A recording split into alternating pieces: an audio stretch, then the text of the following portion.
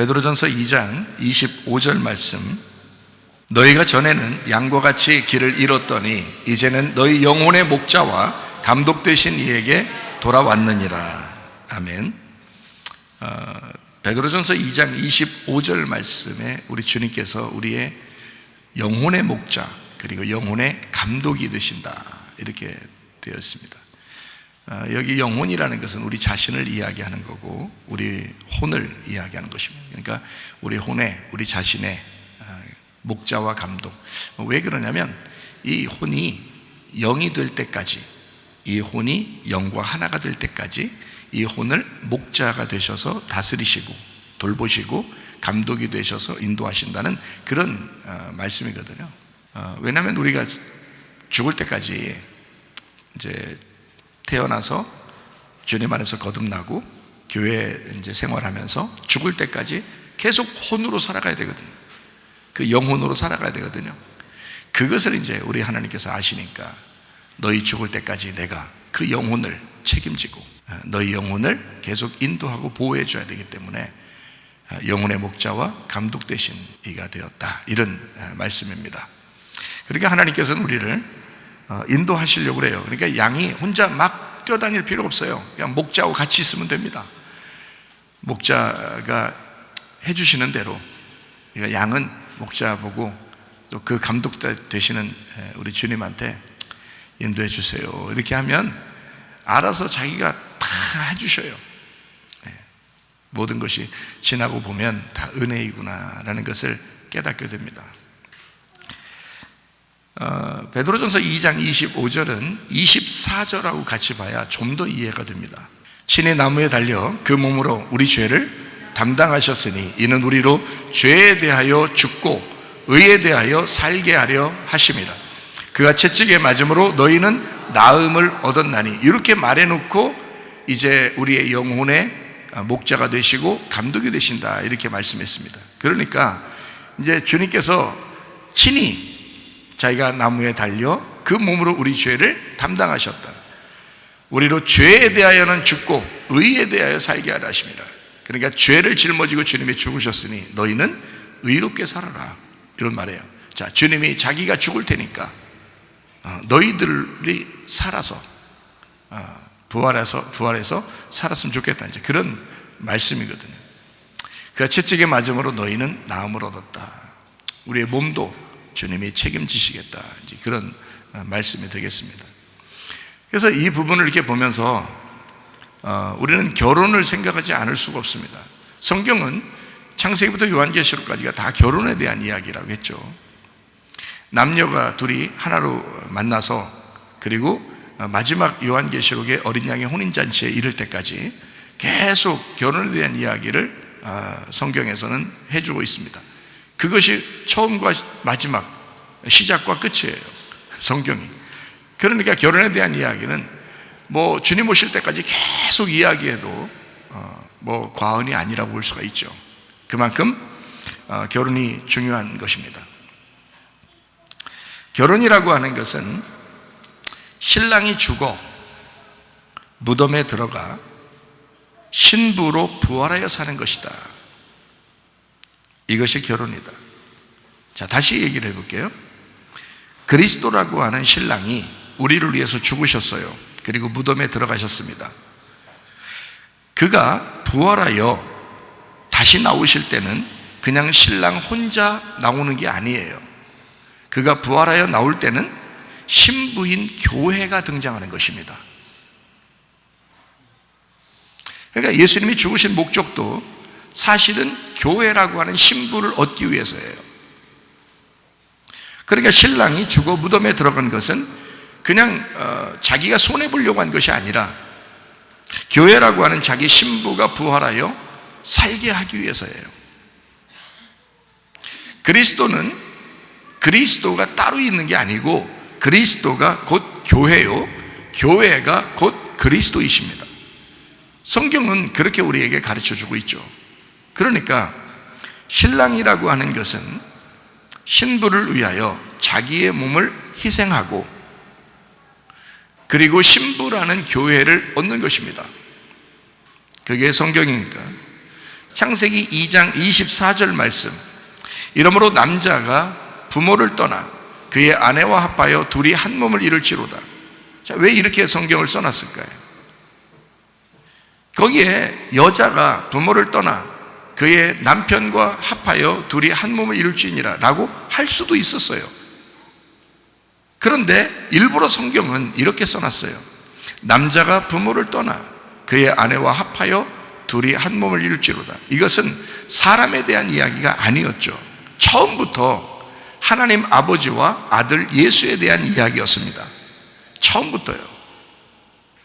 그러니까 하나님의 아들이 하늘에서 이 땅에 내려오시고 그 부모를 떠나 그의 아내를 만나기 위해서 이 땅에 내려오신 거예요.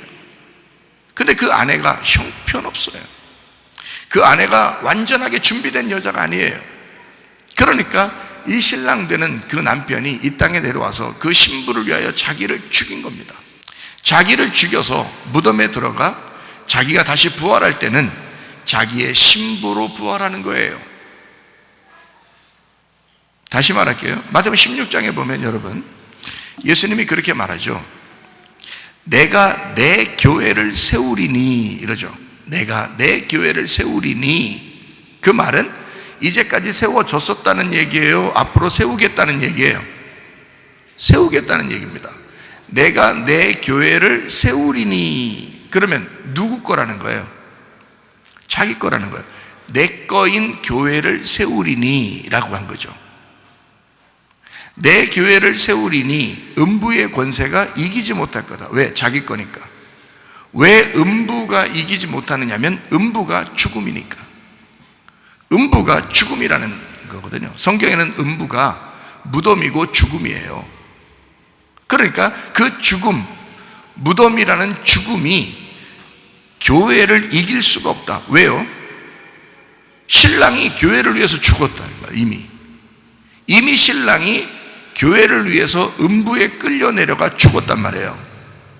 그러니까 자기가 부활할 때는 다시는 그 죽음이 오지 않을 것이다 라는 얘기고요.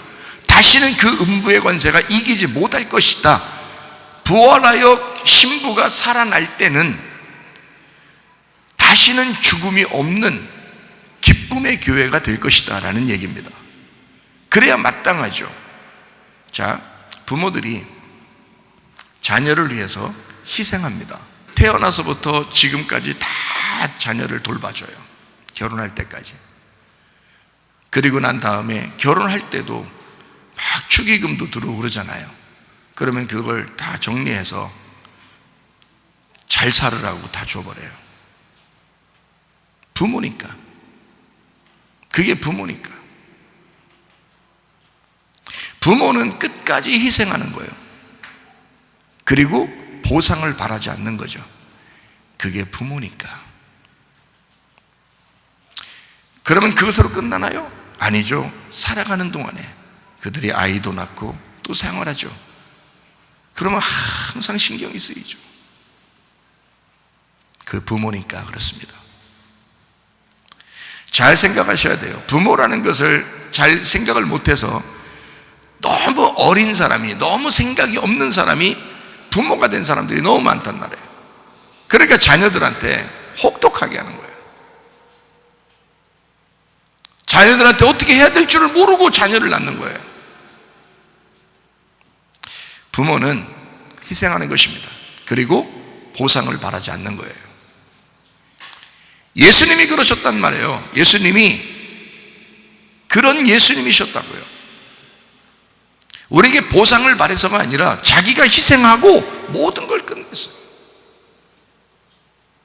자, 부모가 자녀에게 다 희생하고 다 물려주고 다 주고 나서도 그들이 어떻게 하길 원해요? 행복하길 원해요. 그들이 기뻐하길 원해요. 웃으면서 생활하길 원해요. 좋은 일만 즐거운 일만 있기를 원해요. 부모는 그런 것이니까. 하나님 아버지가 그 신랑 되신 예수님이 우리에게 우리 교회라는 신부를 놓고 뭐라고 생각하시겠어요? 나는 너희들이 행복하기만 원해. 나는 너희들이 웃기만 했으면 좋겠어. 나는 너희들이 기뻐했기만 했으면 좋겠어. 나는 너희들이 즐겁기만 했으면 좋겠어. 주님이 다 희생해놓고 우리 부부는 행복하기를 원하시는 거예요. 그게 주님의 마음 아니겠습니까? 그런데 그 신랑을 믿지를 못하는 거예요. 그 신랑을 신뢰를 못하는 거예요. 그냥 모든 염려를 자기가 다 하려고 하는 거예요. 모든 근심을 다 자기가 다 싸질머지고 살려고 하는 거예요. 그 신부의 태도가 아닙니다. 교회가 그렇게 살게 하려고 하나님이 죽으셨겠어요? 진짜 우리는 행복할 권리가 있습니다. 즐겁고 기쁠 권리가 우리에게 있습니다. 그러니까 하나님 앞에 그렇게 기도하세요. 나 하나님 정말 믿으니까, 하나님 아버지 정말 믿으니까, 신랑 대신 예수님 나 정말 믿으니까요, 내 몸에 건강 주시옵소서, 우리의 영혼의 건강을 주시옵소서. 그거 확실하게 믿고 하나님 앞에 기도하시라고요. 부모가 되면 그걸 알게 돼요. 자녀를 보니까 그걸 알게 돼요. 다 주고도 더 주고 싶은 거예요. 그게 부모니까. 남자가 부모를 떠나 누구 얘기예요? 주님 이야기입니다. 신랑 대신 예수님 이야기입니다. 그 주님이 우리에게 오셨어요. 이유가 뭐예요? 우리라는, 교회라는, 나라는 우리 아내와 합하여 둘이 한 몸을 이루기 위해서예요. 그러려고 우리 주님이 이 땅에 오신 겁니다. 우리 슬프게 하려고요? 우리 고민하게 하고 고난받고 환난받고 핍박받고 막 어려움 당하고 괴로워하고 이렇게 해주려고요? 아니에요. 우리 주님이 이 땅에 오시기 그 전에는 그럴 수 있었죠. 그러나 우리 주님이 오시고 나면 우리 주님은 그런 마음이시라고요.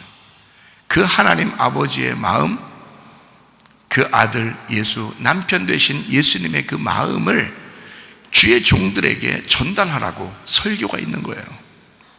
그 복음을 전달해 달라고 설교가 있는 거예요. 그거 믿어달라고, 그 마음 좀 인정해 달라고 주님이 그러시는 것입니다. 그러므로 여러분과 저는 행복할 권리가 있습니다. 제가 결혼식 전날 우리 딸 아이한테 문자를 보냈어요. 아빠가 고생한 거 맞다, 할머니 고생한 거 맞다, 엄마 고생한 거 맞다. 그렇지만 너는 행복할 권리가 있다. 너는 기쁠 권리가 있다. 네가 늘 즐거웠으면 좋겠다. 네가 늘 웃었으면 좋겠다. 부모는 그렇게 희생하고 고생하고 그렇게 자녀를 위해서 살아가는 것이니까 네가 우리보다 훨씬 더 행복했으면 좋겠다. 그게 부모 마음이니까요. 제가 성경을 깨닫고 주님을 깨달으면서 이게 그냥 자동적으로 알게 되는 말씀들이에요. 그러니까 제 가슴으로 얘기하는 겁니다. 여러분에게도 성도들 저의 자녀들과 같고 주님의 양들이고, 그래서 똑같이 그 주님의 마음을 여러분에게 전달하고 싶은 거예요. 여러분, 우리 주님은 여러분이 행복하기를 원하십니다. 남자가 부모를 떠나 그 아내와 합하여 둘이 한 몸을 이룰지니라. 그냥 말로 하는 게 아니에요. 우리 주님은 실제로 그렇게 하셨다고요. 그래서 저는 결혼이라고 하는 정의를 이렇게 잡는 것입니다. 신랑이 죽어 무덤에 들어가 신부로 부활하여 사는 것이다. 이것이 결혼이다. 성경 전체의 핵심이다 라고 하는 것을 저는 깨달았기 때문에 이야기를 하는데, 사람들은 아마 그 얘기를 듣고 그게 뭔 말인지 모를 수도 있습니다. 이 말이 뭔 말인가 라고. 근데 우리 교회에서는 이런 것들을 설명해 주죠. 남자가 부모를 떠나 그의 아내와 합하여 둘이 한 몸을 이룰지니라. 이게 결혼이죠. 데살로니가전서 5장 16절부터 18절까지 말씀. 항상 기뻐하라, 쉬지 말고 기도하라, 범사에 감사하라. 이것이 그리스도 예수 안에서 너희를 향하신 하나님의 뜻이니라. 누구 안에서요? 그리스도 예수 안에서. 그리스도 예수 안에서 그리스도 예수가 빠지면 너 이렇게 못해. 그리스도 예수가 빠지면 항상 기뻐 쉬지 말고 기도 범사에 감사 안 돼. 그게. 근데 그리스도 예수 안에 있으면 항상 기뻐 쉬지 말고 기도 범사에 감사 가능해. 신부가 신랑 안에 있으면 그 신랑과 하나가 되면 모든 건 가능해. 그 주님 여러분의 신랑 되십니다. 예. 누구만의 신랑이 아니라 우리 모두의 신랑이 되십니다. 우리 교회의 신랑 그리스도 예수 안에서 하나님의 뜻대로 살다가 주님 만나시기를 바랍니다. 신랑들은 화내지 말아야죠. 우리 주님이 그러잖아요. 화내지 말아야 돼. 사람들이 제가 이렇게 보니까 결혼 생활에서 다 문제가 되는 게 다 뭐에서 문제가 되냐면 화내서 승질내서 문제가 되더라고요. 다 모든 게 보니까 승질만 안 나면 그냥 유지는 할 수 있어요. 승질만 안 내면, 화만 안 내면, 그러니까 승질 난 김에 파토를 내는 경우가 있단 말이에요. 승질 난 김에. 그러니까 승질 내지 말고 화내지 말고 신랑이 또 남편이 되고 아빠가 되라. 그러니까 사람들이 생각할 때는 아 이제 애 아빠 되기 위해 하려고 그렇게 하는구나 하는데 그 말이 아니에요. 신랑이 남편이 되지만 또는 신부의 아빠가 되어야 되는 것입니다. 그게 신랑이에요. 예수님이 하나님과 동등하죠. 예수님은 우리의 신랑이면서 우리의 아버지가 하나님이 되십니다. 그래서 신랑은 아내에게 남편이면서 아버지가 되어야 되는 거예요. 제가 아버지가 되어 보니까 아버지는 한없이 딸을 품어줘요. 잘못하는 것도 있겠죠. 실수하는 것도 있겠죠. 부족하고 모자란 점도 있겠죠. 근데 아버지니까 다 책임지고 아버지니까 그냥 사랑만 해주는 거예요. 다 받아주는 거예요. 우리 주님이 그러시단 말이에요. 우리 주님이 신랑 되시고 아버지가 되신단 말이에요. 그러니까 결혼할 때 보면 신랑이 먼저 입장을 하죠. 신랑 입장. 신부 입장할 때는 누가 같이 와요? 신부 아빠하고 같이 와요. 신부 아빠가 이렇게 딱 이제 참 이렇게 가잖아요. 같이. 신부 아빠가 이제 다 이제 단단단 하면서 이제 와요. 와가지고 신랑한테 이제 넘겨주죠. 신랑한테 인계해 줍니다. 자, 딸을 어떤 마음으로 인계해 주는 거예요? 아빠가 딸을 데리고 있었는데 이 아빠가 너에게 이 아빠의 책무를 넘기겠다는 얘기입니다. 그러면 이 신랑이 이 부인을 받을 때 뭘로 받은 거예요? 자기가 아빠로서 받는 거예요. 무슨 말인지 아시겠습니까? 그래서 신랑은 그냥 남편 정도가 아니에요. 그의 아빠가 돼야 된단 말이에요. 신부의 아빠, 신부의 이제 아빠가 되는 거예요. 신부의 남편이면서 신부의 아빠가 되니까 아빠는 뭐 한다고요? 다 받아준다고요. 다 용납한다고요. 다 용서한다고요. 다 사랑한다고요. 그게 아빠니까. 그 딸들 아빠 보세요. 여기 새로 우리 애기 낳았잖아요. 그래서 아빠를 보세요. 애기한테 무조건 사랑. 무조건이야. 이렇게 무조건 사랑해요. 그러면 신랑한테 임계해 줬을 때는 신랑에게 네가 아빠로서 이 딸을 책임져 달라는 얘기입니다. 그래서 신랑은 남편이면서 아빠가 되어야 된다라는 말이 그 말입니다. 제가 말하는 거는 신부의 아빠가 되어야 한다. 여러분 지금 여기 말씀을 듣는 여러분 성도들은, 남자들은 어떤 마음을 가지고 아내를 대해야 되겠어요? 예, 이제는 그냥 남편만 아니에요. 여러분이 아빠가 되셔야 합니다. 저도 이 말씀을 깨닫고 나니까 우리 아내에게 제가 아빠처럼 합니다. 그러니까 우리 아내는 저를 어떨 때는 아빠 같다는 거죠. 아빠같이 존경하고 아빠같이 사랑해요. 저는 딸처럼 대해요. 어떨 때는 아내이지만 어떨 때는 딸처럼 대해요. 모든 걸 용납하죠. 모든 걸 용서하고 모든 걸 받아들이죠. 제가. 왜냐하면 나의 딸이니까. 그 아빠가 이 딸을 저한테 맡겼을 때는 자기 아빠처럼 그렇게 모든 걸 용납하고 모든 걸 용서하고 모든 걸 받아달라고 그래서 맡긴 거 아니겠어요? 그거예요. 그렇게 하나님이 우리를 사랑하신다는 거죠. 신랑 되신 예수님이 그렇게 사랑하신다는 거죠. 우리를 아빠처럼 모든 걸 용납하신다는 거죠. 자, 이제 여러분과 제가 이제 기도할 때 어떻게 기도해야 되는지 아시겠죠? 하나님 아버지, 예수 남편이시여 기도할 때는 어떤 마음을 가지고 기도해야 되는지 아시죠?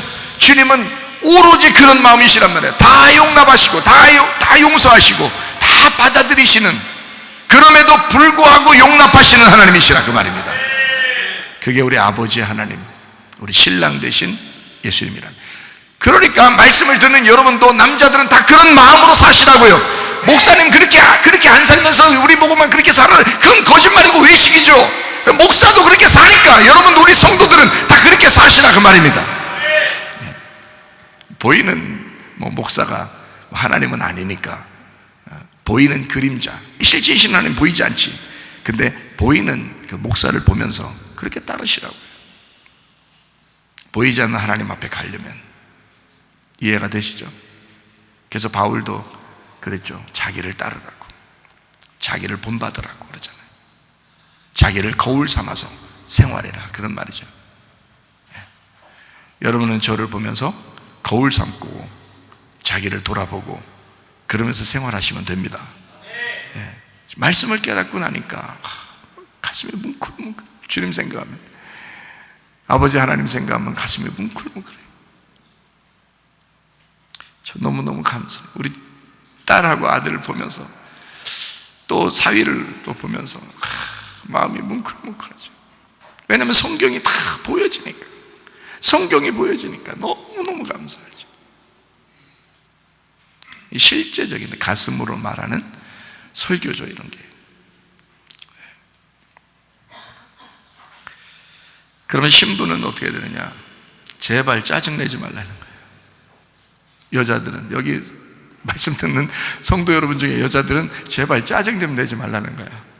남자들한테 짜증 많이 내지 마요. 참다 또 참아야지, 남자들은. 근데 괴롭게 참는 거야. 좀 기쁘게 참을 수 있도록 하면 안 되겠어요? 여자들은 짜증 내지 마.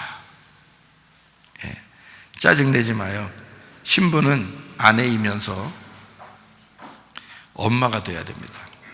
이것은 아기를 낳아서 엄마가 아니라 남편에게는 엄마가 필요하기 때문입니다. 남편은 늘 어린아이예요.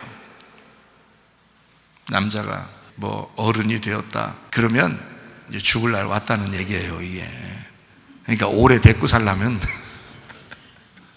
남자가 부모를 떠나 오신 그 예수님은 완벽하지만 이 땅에 있는 신랑들은 늘 어린아이란 말이에요. 죽을 때까지 어린아이예요. 자기의 엄마 품을 그리워한다고요. 엄마 같은 아내를 그리워한다고. 남자들한테 다 물어보세요. 여기 있는 사람 남자들한테 그런가 안 그런가, 저만 그런가 다 물어보세요. 엄마같이 푸근한 그 아내를 원하기 때문에, 그래서 그때부터 이제 아내의 밥을 먹고, 그죠? 이제 아내가 이제 주는 그 사랑을 먹고, 이제 그 존경을 먹고 사는 거예요. 어린아이니까 두둔해줘야 되잖아요. 어린아이니까. 그러니까 남자들은 조금만 이렇게 두둔해주잖아요. 오, 잘생겼는데, 그러면요, 괜히 거울 한번 더 보는 거예요. 옷 매무새가 참 멋있는데 그러면 거울 한 번씩 딱 더 보고요, 뭐 어때 한번 더 그러고요, 옷 하나 더 사려고 그러고 그런단 말이에요. 괜히. 그리고 마음이 좀 넓고 멋진데요, 그러면 더 넓어지려고 그런단 말이에요. 예? 그게 뭔 말인지도 모르고 그냥 막 더 넓어지려고 막 한다고요. 당신 진짜 멋쟁이야, 당신 최고야 이러면요, 없던 돈도 나가서 땅 파서 주워오려고 그런단 말이에요. 왜냐면 더 최고가 되고 싶어서. 왜 그럴까요? 왜 남자들이 지금 제가 말하는데 공감하고 있을까요? 예? 가만히 생각하면 그 말이 맞거든. 남자들 생각해보세요. 왜 그런 마음이 자꾸 이렇게 여자들보다 훨씬 더 인정받고 싶어가지고 그렇게 막 안달안달하냐고요, 남자들이. 여자가요, 조금만 얼러주고 조금만 어이구 우쭈우쭈 해주면요, 진짜 우주로 날아가는 것 같단 말이에요. 우쭈우쭈 하니까 우쭈우쭈 해준단 말이에요. 그렇게 좋아해 남자들이. 왜 그래요? 어린애라 그래요. 어린애라. 남자는 아내에게 엄마의 사랑을 받고 싶은 거예요. 아내에게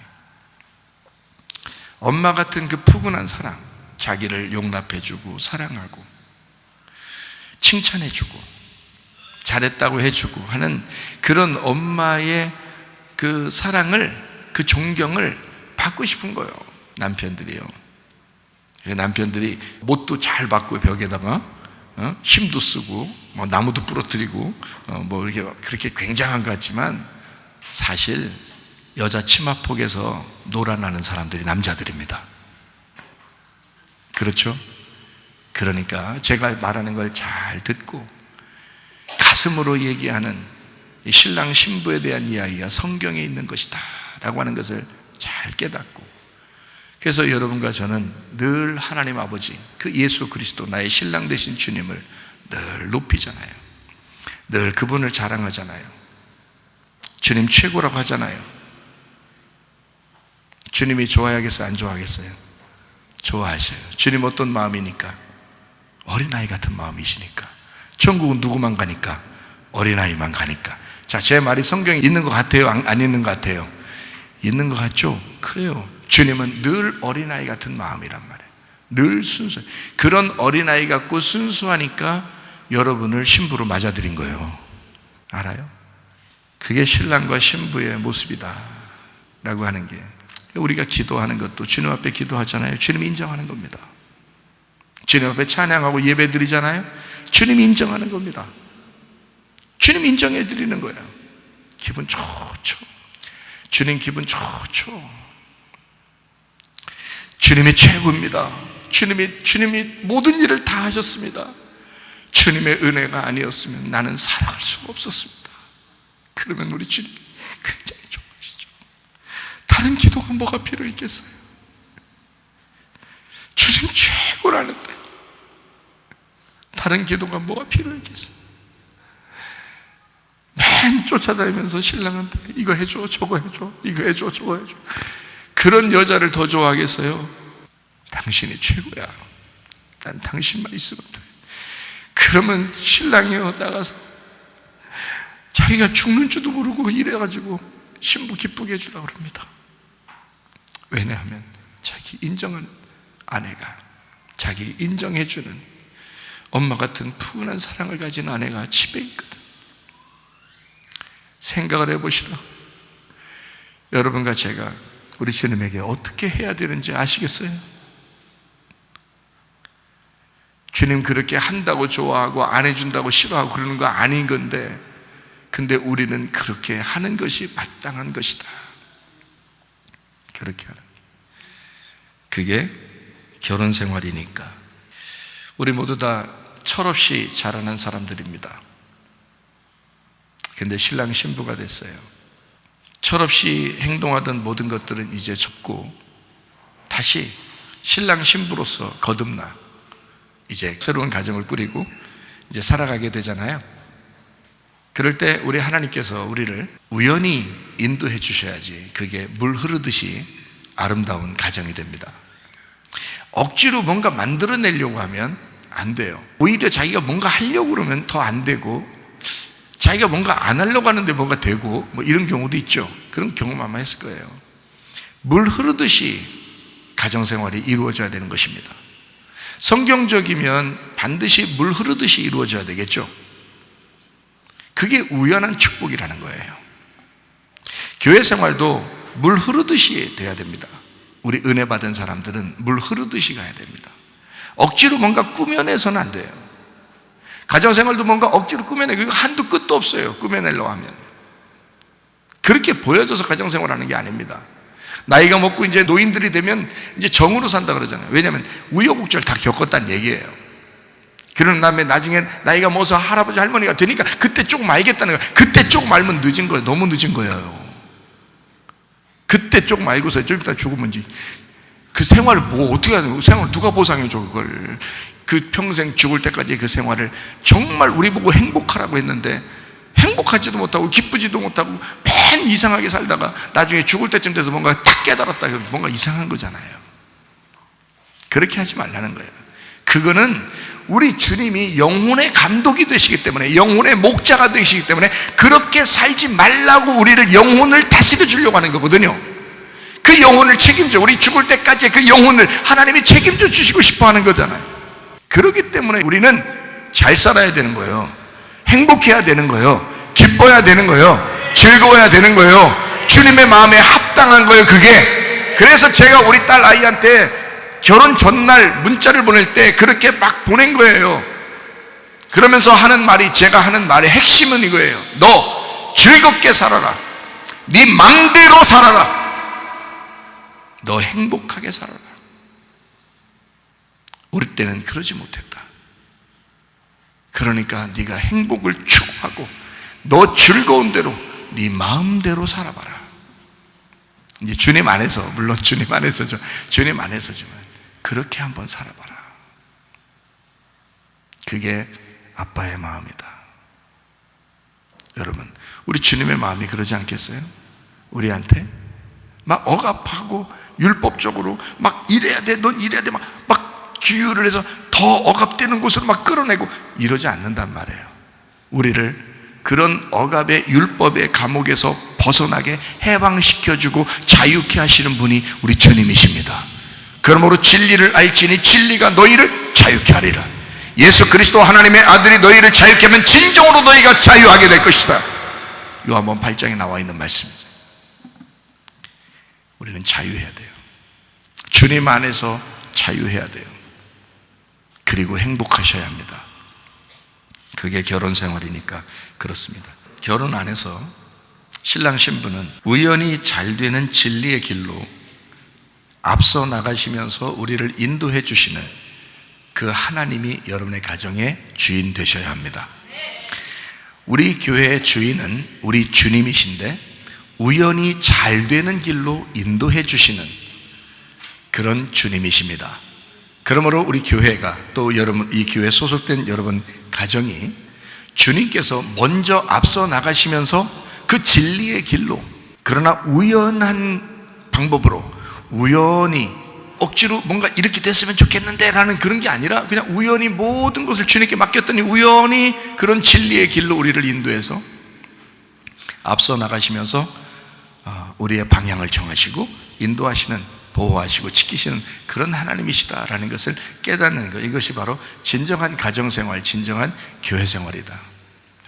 마지막에는 가정과 교회가 남는 것입니다.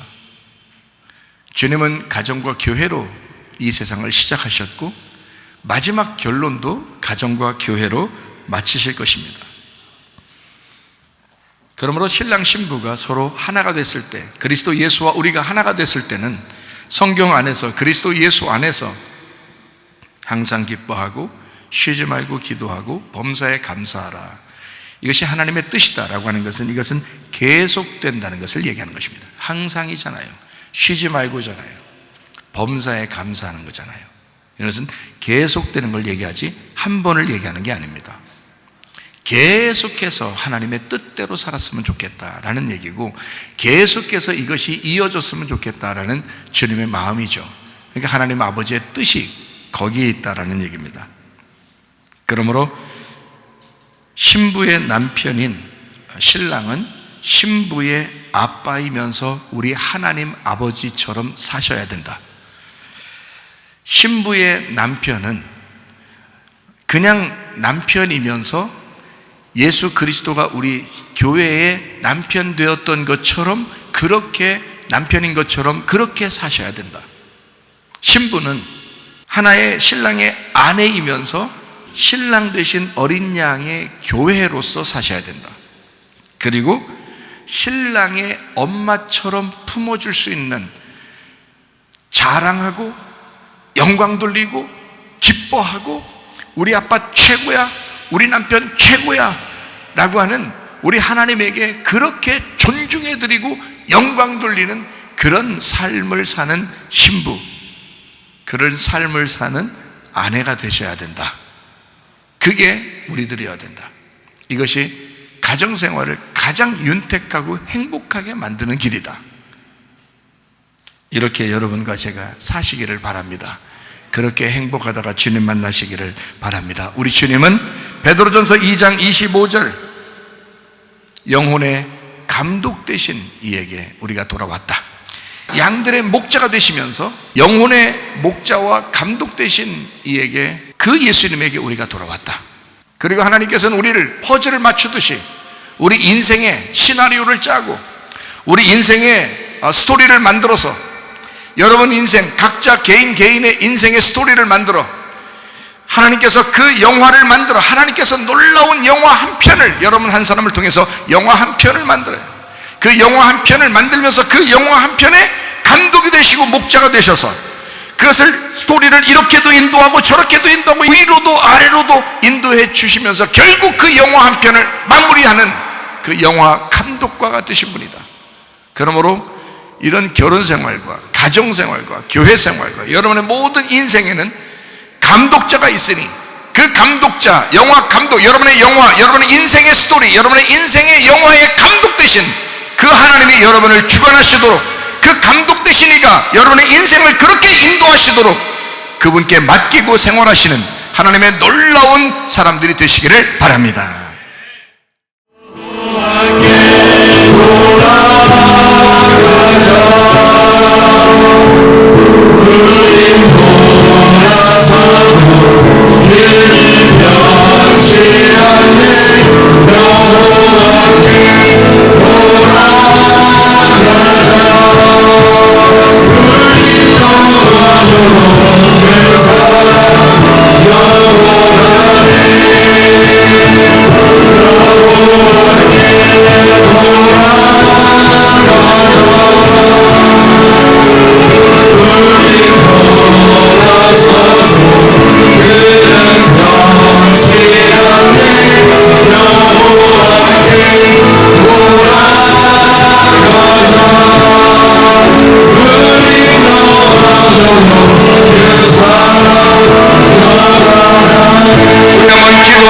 하나님 앞에 기도할 때, 우리 하나님, 나의 인생의 영화를 하나님께서 감독되셔서 하나님 아름답게 만들어 주시옵소서.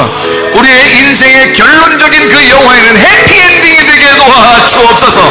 하나님의 놀라운 가정, 하나님의 귀한 교회가 되게 하소서. 주님을 만날 때 칭찬받게 하옵소서. 기도합니다. 우리 하나님 아버지여, 사랑과 은혜를